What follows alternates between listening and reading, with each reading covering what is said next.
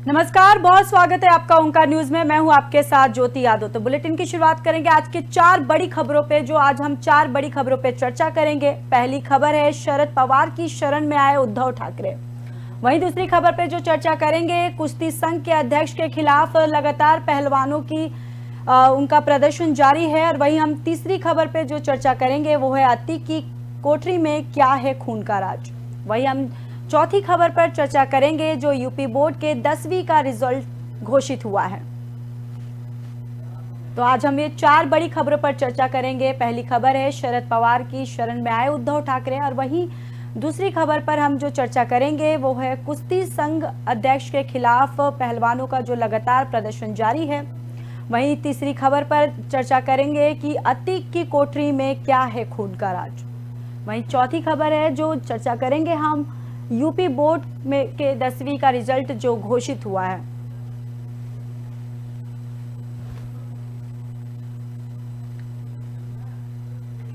महाराष्ट्र की सियासत में उथल पुथल का दौर और राजनीतिक उलटफेर की पटकथा लिखी जा रही है, जिस पर देश भर की नजर लगी है। वहीं महाराष्ट्र के जिस महाविकास अघाड़ी को 2024 में विपक्षी एकजुटता का मॉडल बताया जा रहा था, वही संकट में अब दिख रहा है कि इस पूरे सियासी भूचाल के केंद्र में एनसीपी चीफ शरद पवार हैं। तो उनके भतीजे एनसीपी के नेता अजीत पवार मुख्यमंत्री बनने की लालसा में बगावत के लिए तैयार बैठे हैं। वहीं आपको बताते चले कि शरद पवार का महाविकास अघाड़ी को लेकर सियासी रुख भी बदलता नजर आ रहा है। दरअसल महाविकास अघाड़ी के टूटने और बचाने की सियासत में हर एक समझौते का दांव चला जा रहा है। बीजेपी के हाथों सत्ता पार्टी सब कुछ गवा चुके उद्धव ठाकरे अपने सियासी वजूद को बचाए रखने के लिए पवार परिवार को सभी सियासी पावर देने के लिए रजामंद है।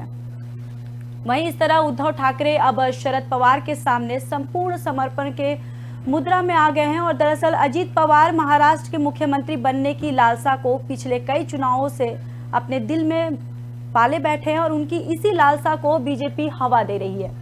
वहीं शिवसेना के 16 बागी विधायकों की सदस्यता का मामला सुप्रीम कोर्ट में है, जिसका फैसला जल्द ही आने वाला है। यह फैसला अगर उद्धव गुट के पक्ष में जाता और विधायकों की सदस्यता रद्द होती है तो फिर बीजेपी शिंदे सरकार अल्पमत में आ जाएगी। वहीं उद्धव ठाकरे इसी उम्मीद में राज्य में समय से पहले चुनाव कराए जाने की बात कर रहे हैं, तो बीजेपी भी सियासी दांव चलना शुरू कर दिया है। इसके साथ ही सवाल उठने लगा है कि महाविकास अघाड़ी के 3 दल एक साथ रहेंगे। तो लगातार महाराष्ट्र की राजनीति में उलटफेर देखने को मिल रहा है। साथ ही साथ आपको बताते चले कि उद्धव ठाकरे अब शरद पवार के शरण में आ चुके हैं। दरअसल आपको बताते चले कि उद्धव ठाकरे अब शरद पवार के सामने संपूर्ण समर्पण के मुद्रा में आ गए हैं। दरअसल अजीत पवार महाराष्ट्र के मुख्यमंत्री बनने की लालसा को पिछले कई चुनावों से अपने दिल में पाल बैठे हैं। उनकी इसी लालसा को बीजेपी हवा दे रही है। और वहीं शिवसेना के 16 बागी विधायकों की सदस्यता का मामला सुप्रीम कोर्ट में है, जिसका फैसला जल्द ही आने वाला है। यह फैसला अगर उद्धव गुट के पक्ष में जाता है और विधायकों की सदस्यता रद्द होती है तो फिर बीजेपी शिंदे सरकार अल्पमत में आ जाएगी। वहीं उद्धव ठाकरे इसी उम्मीद में राज्य में समय से पहले चुनाव कराए जाने की बात कर रहे हैं, तो बीजेपी भी सियासी दांव चलना शुरू कर दिया है। इसके साथ ही सवाल उठने लगा है कि महाविकास अघाड़ी के 3 दल एक साथ रहेंगे।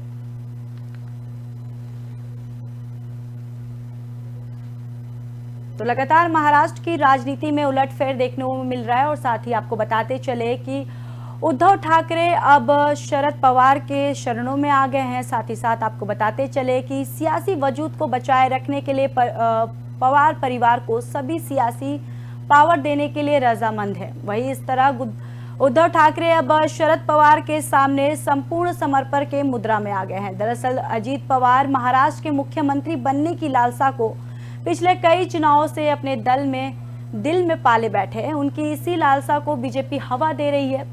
साथ ही साथ बताते चले कि शिवसेना के 16 बागी विधायकों की सदस्यता का मामला सुप्रीम कोर्ट में है, जिसका फैसला जल्द ही आने वाला है। और ये फैसला अगर उद्धव गुट के पक्ष में जाता और विधायकों की सदस्यता रद्द होती है तो फिर बीजेपी शिंदे सरकार अल्पमत में आ जाएगी। वहीं उद्धव ठाकरे इसी उम्मीद में राज्य में समय से पहले चुनाव कराए जाने की बात कर रहे हैं। सियासी दांव चलना शुरू कर दिया है और इसके साथ ही सवाल अब ये भी उठने लगा है कि महाविकास अघाड़ी की 3 दल एक साथ में रहेंगे।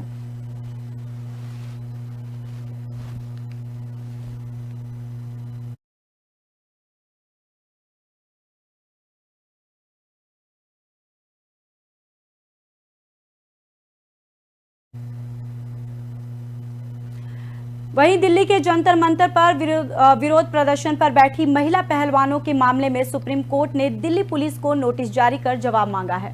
भारत के प्रधान न्यायाधीश सीजेआई डीवाई चंद्रचूड़ ने कहा कि अंतर्राष्ट्रीय खेलों में भारत का प्रतिनिधित्व करने वाले पहलवानों ने याचिका में यौन उत्पीड़न के गंभीर आरोप लगाए हैं। इस मामले पर अदालत द्वारा विचार किए जाने की जरूरत है। दरअसल कपिल सिब्बल ने सुप्रीम कोर्ट से इस मामले पर जल्द सुनवाई की मांग की है।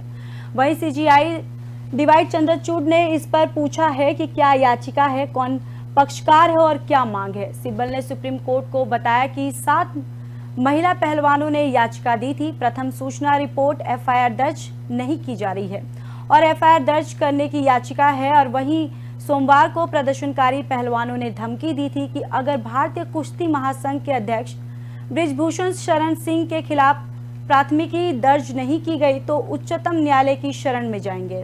जबकि खेल मंत्रालय ने महासंघ के साथ मई को होने वाले चुनाव पर रोक लगा दी और भारतीय ओलंपिक संघ आईओए को चुनाव कराने के लिए तर्क समिति के गठन के लिए कहा गया है। बताते चले कि सरकार ने डब्ल्यूएफआई अध्यक्ष के खिलाफ यौन उत्पीड़न और डराने धमकाने का मामला भी जांच के लिए 23 जनवरी को 6 सदस्यीय समिति गठित की गई है और वही समिति ने 5 अप्रैल को अपनी जांच रिपोर्ट सौंप दी थी, लेकिन सरकार ने अभी तक इसे सार्वजनिक नहीं किया है।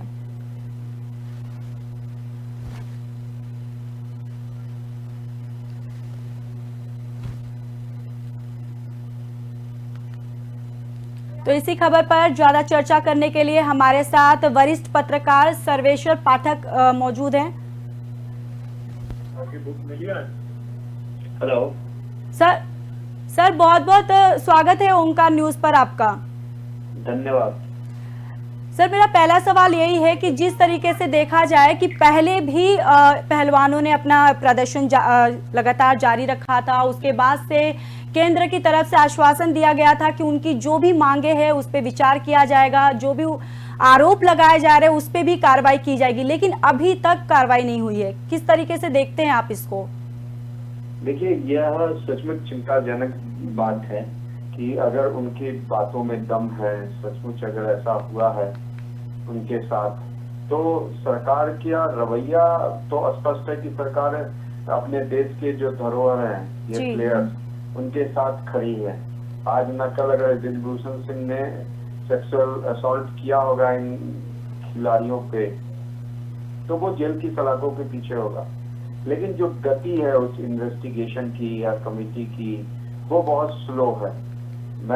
मेरा ऐसा मानना है कि सरकार आज न कल अगर मोहन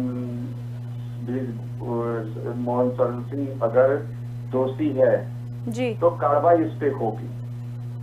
लेकिन अभी इनका देखिए, खिलाड़ियों का भी कमेटी ने कहा था कि आप लिख के हमें दो, लेकिन ये लोग कुछ लिख के नहीं दे रहे हैं कमेटी को। दूसरी बात कि पहली बार इन्होंने अपने मंच से किसी भी पॉलिटिकल पार्टी को आने नहीं दिया। इस बार ये खुलेआम कह रहे हैं हमारे को आके हेल्प करो। अरे देश का संविधान है, देश में इतने न्यायालय है, उसके बाद आप फिर वही पॉलिटिकल पार्टी के साथ खड़े होकर फिर क्या दर्शाना चाहते हो? क्योंकि ब्रिजेश पाठक जी, अगर देखा जाए तो ये काफी दुख की बात है कि जिन पहलवानों ने, जिन खिलाड़ियों ने हमारे जो देश का नाम रोशन किया है, और उनको जब इस तरीके से जब उनकी चीजें हैं और उन पे कार्रवाई नहीं हो रही है, उनके कार्रवाई पे इतनी लेट लतीफी दिखाई जा रही है। देखिए, ये सचमुच चिंताजनक बातें हैं, इसमें कोई दो राय नहीं है कि यही पहलवान लड़के लड़कियां हमारे देश का, भारत देश का गौरव बढ़ाया है, मान बढ़ाया है मेडल अर्न करके। इसमें सरकार को, मैंने कहा ना कि सरकार को इसमें तत्परता दिखानी पड़ेगी। जांच चल रही है, लेकिन जो जांच की गति है उसे तीव्र करना पड़ेगा, तब देश भी समझेगा और ये पहलवान लोग जो भी, इनको आश्वासन मिलेगा कि नहीं, सरकार अपने वचनबद्ध है, जो उन्होंने कहा वो कर रही है पूरी मुस्तैदी के साथ। जी, क्योंकि देखा जाए तो ये जो आरोप उन्होंने लगाए हैं उनके तरफ से, ये कोई छोटा मोटा आरोप नहीं है, काफी गंभीर आरोप है। उसको लेते हुए भी सरकार कोई कार्रवाई जल्द नहीं कर रही है। कहीं ना कहीं सरकार इस पे बहुत लेट लतीफी करते हुए नजर आ रही है। ये एकदम सही है, सरकार लेट लतीफी कर रही है। जो मैंने कहा ना, जांच जो चल रहा है वो स्लो चल रहा है। सरकार ऐसा नया है कि सरकार इस पे ध्यान नहीं दे रही है, लेकिन उसकी जो गति है बहुत स्लो है। अब ये 2 महीने 2.5 महीने के बाद फिर से आ गए। लेकिन मेरा ये मानना है कि देखिए, आपको अपने देश के संविधान, कानून और सरकार पे विश्वास रखना पड़ेगा। ऐसा भी तो नहीं है कि ब्रिजभूषण शरण सिंह जो है वो अभी तक वो फेडरेशन का चेयरमैन बना बैठा है जी, उससे इस्तीफा ले लिया गया है। जो पहली जो कड़ी होती है वो तो पार हो चुका है, अब है कि उसकी इन्वॉल्वमेंट, कितनी बातें, कितनी सच्चाई है इन महिला खिलाड़ियों की, तो इसके लिए करना पड़ेगा। अब देखिए, सुप्रीम कोर्ट में इन्होंने गए हैं, अब देखिए अब और उसमें तेजी आएगी और दूध का दूध पानी का पानी होगा। क्योंकि वही देखिए, जो सुशील कुमार है वो कह रहे हैं कि पहले जब इनका प्रदर्शन था, इससे पहले तो उस टाइम इन्होंने कहा था कि कोई भी किसी भी राजनीति जो भी पार्टियां हैं उनकी एंट्री नहीं ली जाएगी, नहीं की जाएगी। और वहीं अब उनका बयान आ रहा है कि वो कह रहे, खुलेआम वो वेलकम कर रहे हैं कि सारी पार्टियां में कोई भी हमें सपोर्ट जो करना चाहता है वो। मेरा ये सवाल था कि जिस तरीके से देखा जाए, सुशील कुमार जो पहले उन्होंने जो प्रदर्शन किया था और ब्रिजभूषण शरण सिंह के खिलाफ, उस टाइम वो सारी पार्टियों को वो ये कहते हुए नजर आए थे, सारे पहलवान, की कोई भी राजनीति पार्टी इसमें दखल अंदाज नहीं करेगी। लेकिन वही अब वो खुलेआम वेलकम कर रहे, तो कहीं ना कहीं उनको क्या ये लग रहा है कि अगर कोई राजनीतिक पार्टियां इसमें इन्वॉल्वमेंट अपना दिखाएगी तो सरकार कहीं एक्टिव होके काम करे, जल्द कार्रवाई हो उन पर? कुछ नहीं है, क्योंकि जो देखिए, प्रेजेंट गवर्नमेंट का खिलाड़ी और खिलाड़ियों के प्रति पूरा समर्थन है। आप देखिए, पोडियम टू फिनिश ये प्रोग्राम लेके आती है प्रेजेंट गवर्नमेंट, जो है बीजेपी गवर्नमेंट, कि जो खिलाड़ी पोडियम तक नहीं पहुंच पा रहे हैं, उससे रह जा रहे हैं किसी कारणवश, उन्हें कैसे पोडियम, मतलब या तो वो गोल्ड मेडल आए, ब्रॉन्ज आए या सिल्वर मेडल आए। तो और सरकार के जो नीतियां होती है, उस नीतियों के कारण नहीं, आज देखिए आज हमारे खिलाड़ी कितने मेडल देश के लिए लेके आ रहे हैं। बिल्कुल। हाँ, इसमें अचंभा मुझे भी हो रहा है कि जब इन्होंने बहुत ही अच्छा निर्णय लिया था खिलाड़ियों ने कि अपना मंच किसी भी पॉलिटिकल पार्टी को यूज करने नहीं दिया। उन्होंने कहा कि हम यहाँ पे पॉलिटिक्स नहीं करने आए, हम अपनी बात उठा रहे हैं, हम अपना ये मर्यादा जो हमारी है उसके जो भंग कर रहे हैं, ये उसके खिलाफ बोलने आए हैं, यहाँ पे हमें पॉलिटिक्स नहीं करना है। अब वही अपनी जो स्टैंड था उन लोगों का, उस स्टैंड को तोड़ रहे हैं। देखिए, खिलाड़ी ने जैसे ही ये बात उठाई तो पॉलिटिकल पार्टी उसमें इन्वॉल्व हो, अपोजिशन पार्टी या ना हो, तो सभी की सभी ने बीजेपी को घेरा और अभी भी घेर रही है। तो लेकिन जो इन्होंने अब मंच को खुला कर दिया कि नहीं कोई भी पॉलिटिकल पार्टी आए, ये मुझे अच्छा नहीं लगा, क्योंकि तो ये खिलाड़ी हैं, इन्हें राजनीति से दूर रहना चाहिए। हाँ, इन्हें न्याय मिलने में अगर देरी हो रही है तो और भी उसके जो उपाय थे, इन्होंने सुप्रीम कोर्ट का दरवाजा खटखटाया जी, बहुत अच्छा निर्णय था। लेकिन ये कि और पॉलिटिकल पार्टी को अपने मंच को पे आमंत्रण करना, ये मुझे कतई नहीं अच्छा लगा। इन्होंने अपने स्टैंड को ही झुठला दिया। बहुत बहुत धन्यवाद आपका जी, बहुत बहुत धन्यवाद हमारे साथ जुड़ने के लिए सर्वेश्वर पाठक जी, और सारी जानकारी हमारे साथ साझा करने के लिए धन्यवाद। तो आपको बताते चले कि दिल्ली के जंतर मंतर पर विरोध प्रदर्शन लगातार पहलवानों का जारी है, और साथ ही साथ आपको बताते चले कि महिला पहलवानों के मामले में सुप्रीम कोर्ट ने दिल्ली पुलिस को नोटिस जारी कर जवाब मांगा है। वहीं भारत के प्रधान न्यायाधीश CJI DY चंद्रचूड़ ने कहा कि अंतर्राष्ट्रीय खेलों में भारत का प्रतिनिधित्व करने वाले पहलवानों ने याचिका में यौन उत्पीड़न के गंभीर आरोप लगाए हैं।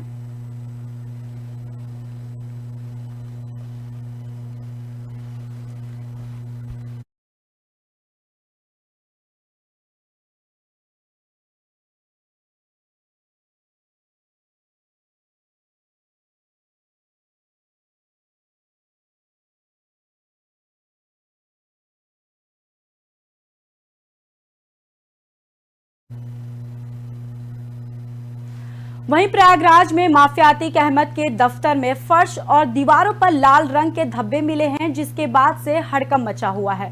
वहीं माना जा रहा है कि लाल रंग के धब्बे इंसानी खून के हो सकते हैं। ऐसे में इन्हें लेकर कई तरह के सवाल खड़े हो गए हैं। ये खून किसका है? क्या अतीक की हत्या के बाद उसके दफ्तर में भी किसी की हत्या की गई है, या फिर यहाँ कोई बड़ी अनहोनी हुई है? इन सवालों में प्रयागराज पुलिस भी उलझी हुई है और पूरे मामले को सुलझाने में जुटी हुई है। दरअसल सोमवार सुबह एक स्थानीय ने थाना खुलाबाद के एसएचओ को इसकी सूचना दी है, जिसको वो अन्य पुलिस कर्मियों के साथ तत्काल घटनास्थल पर पहुंचे और पूरे दफ्तर का मुआयना किया है। इस दफ्तर में जो कुछ भी दिखाई दिया है वो बेहद चौंकाने वाला था। दफ्तर के ग्राउंड फ्लोर से फर्स्ट फ्लोर और सीढ़ियों पर कई जगह खून के छींटे और धब्बे दिखाई दे रहे थे। वहीं नीचे फ्लोर पर ही एक खून से सना चाकू भी पड़ा था, जिसके बाद खून बिखरा हुआ था, जिसके बाद से ये निशान ऊपर की ओर जा रहा था। वहीं सीढ़ियों पर भी खून दिखाई देता और ऊपर कमरे सोफे पर एक सफेद रंग की धोती मिली और ये धोती एकदम साफ थी, लेकिन इस पर भी खून के निशान थे। वहीं आपको बताते चले कि खून के ये निशान किचन में भी मिले हैं। इस निशानों को देखकर कहा जा सकता है कि ज्यादा दिन पुराने नहीं है, यानी ऐसे आशंका है कि यहाँ जो भी कुछ हुआ है वो एक दो दिन पहले ही हुआ है। इसके अलावा अतीक के दफ्तर में चारों तरफ सामान बिखरा हुआ था, जिसे देखकर ऐसा लग रहा था कि जैसे यहाँ पर कुछ ढूंढने की कोशिश की गई हो। वही अलमारी के कपड़े बाहर बिखरे हुए हैं, चारों तरफ कागज फैले हुए थे। किचन का सामान भी खराब ढंग से पड़ा हुआ था।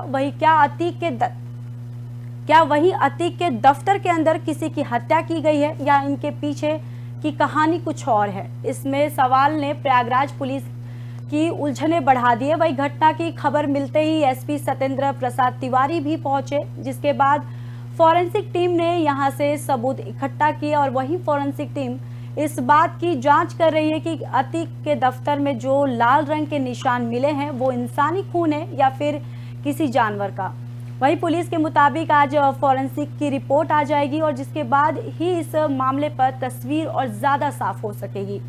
अगर ये खून के धब्बे इंसानी खून के निकलते हैं तो इस मामले में पुलिस की जांच का दायरा और भी ज्यादा बढ़ जाएगा।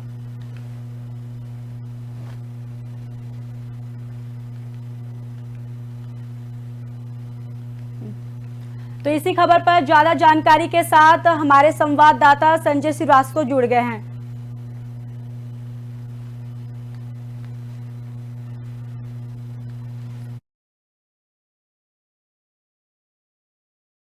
संजय, जिस तरीके से ये फॉरेंसिक टीम को ये वहां पे अतीक के घर में ये जो खून के धब्बे मिले हैं और जो भी कुछ जांच के दौरान मिले हैं, मतलब और क्या कुछ इस पे है जानकारी और अपडेट? तो देखिए ज्योति, फॉरेंसिक टीम जो मौके पर पहुंची थी उसने उन सभी 11 जगहों पर छींटे खून के रहे हैं और एक कुर्ती में, चाकू पर, सोफे पर जहां जहां भी खून के दाग धब्बे थे उनके फॉरेंसिक नमूने इकट्ठे किए गए और सीढ़ियों पर, रेलिंग पर, दरवाजों की हैंडल और जो भी फिंगरप्रिंट के साथ साथ जो नमूने लिए गए उनको सभी को फॉरेंसिक जांच के लिए भेज दिया गया है। और सीधी बात यह है कि ये जो जगह है ये पहले ही नेस्तनाबूद की गई थी, तो निश्चित तौर पर सीधे सड़क से सब कुछ दिखाई देता है, यानी कि दिन में यहाँ पे कोई वारदात नहीं हुई होगी। जो भी वारदात हुई है वो रात को हुई है, क्योंकि दिन में सब कुछ अंदर तक दिखाई देता है, सामने से जो लोग आते जाते रहते हैं। तो मामला ये है कि एक कुर्ती और टूटी हुई चूड़ियां जो मिली है तो वो किसी और इशारा करती है कि या तो किसी को यहाँ मारा पीटा गया या हत्या की गई है, जो आशंका जताई जा रही है, या फिर किसी ने खुद यहाँ खुदकुशी करने की कोशिश की और कुछ लोगों के आने की वजह से वहां से कहीं और चला गया। तो फिलहाल इस मामले में पुलिस पूरी तहकीकात कर रही है और जल्द ही इसका खुलासा कर लिया जाएगा। और वहीं जो ये जो खून के धब्बे मिले हैं, तो क्या कहीं ना कहीं पुलिस अब कुछ उसके अलग एंगल से ये पूरे मामले की जांच करेगी? हाँ बिल्कुल बिल्कुल, पुलिस का मानना है कि दो चीजें हो सकती हैं, या तो किसी की हत्या की गई है या फिर किसी ने खुदकुशी करने की यहाँ पर कोशिश की है और जब कोई आ गया तो जान बचाने के लिए वो भागा हो, और इसी वजह से ये खून के जो धब्बे हैं वो भूतल के फर्श से लेकर ऊपर तक दरवाजे, कुंडी, हैंडल और रेलिंग पर भी लगे हुए हैं। तो जाहिर सी बात है कि ऐसे में जब तक फॉरेंसिक रिपोर्ट ना आ जाए और जो फोटोग्राफी की गई है उससे भी तमाम चीजों को मिलान किया जा रहा है तो कहीं ना कहीं जो खुदकुशी की कोशिश रही हो या किसी की हत्या की गई है, तो पुलिस के लिए ये गुत्थी सुलझाना थोड़ा सा टिपिकल जरूर है, क्योंकि वहां से कोई और सबूत नहीं मिले हैं, सिर्फ खून के धब्बे ही हैं जो कई जगहों पर मिले, कुर्ती मिली है, टूटी हुई कुछ कांच की चूड़ियां मिली हैं। तो जाहिर सी बात है कि अतीक के परिवार की जो महिलाएं हैं उनकी कलाई की साइज भी ले जाएगी, जिनका चूड़ियों से मिलान किया जाएगा। तो काफी कुछ जो है पुलिस प्रयास कर रही है कि आखिर ये खून के धब्बे और जो चाकू है, ये जो जिससे सनसनी फैली है, ये सब किस तरह से यहाँ पर आए हैं और किसकी यहाँ पे हत्या हुई है, या फिर किसी ने खुदकुशी करने की कोशिश की या कुछ और है, या जांच के बाद ही पता चल पाएगा। जी संजय श्रीवास्तव जी, बहुत बहुत धन्यवाद सारी जानकारी हमारे साथ साझा करने के लिए। तो प्रयागराज में माफिया अतीक अहमद के दफ्तर में फर्श और दीवारों पर लाल रंग के धब्बे मिले हैं, जिसके बाद से हड़कंप मचा हुआ है। वहीं ये भी माना जा रहा है कि लाल रंग के धब्बे इंसानी खून के हो सकते हैं और ऐसे में इन्हें लेकर कई तरह के सवाल भी खड़े हो रहे हैं। साथ ही अब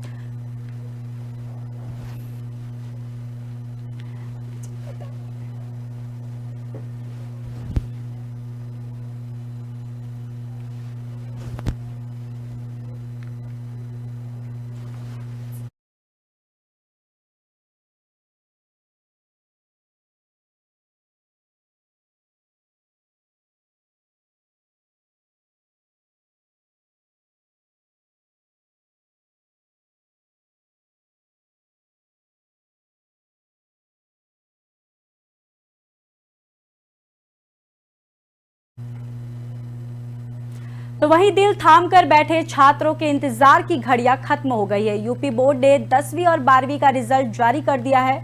इस साल 10वीं की परीक्षा में कुल 89.78% छात्र और छात्राएं पास हुए हैं। इस साल परीक्षा में छात्रों के पास प्रतिशत 86.64 और छात्राओं के पास प्रतिशत 93.34 है। इस साल 29 लाख से ज्यादा छात्र छात्राओं ने 10वीं की परीक्षा दी थी।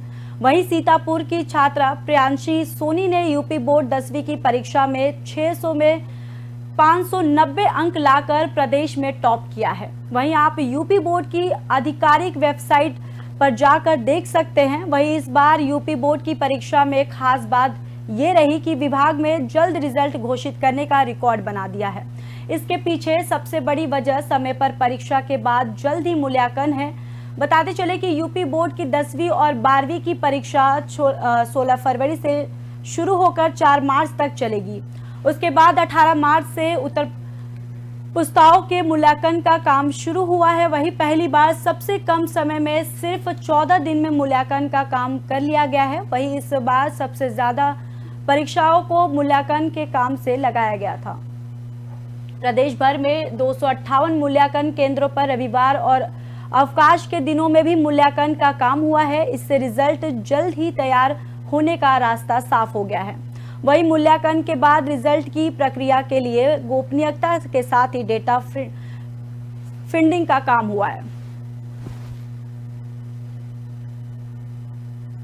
फिलहाल इस बुलेटिन में इतना ही। बाकी देश और दुनिया की खबरों के लिए देखते रहिए ओंकार न्यूज।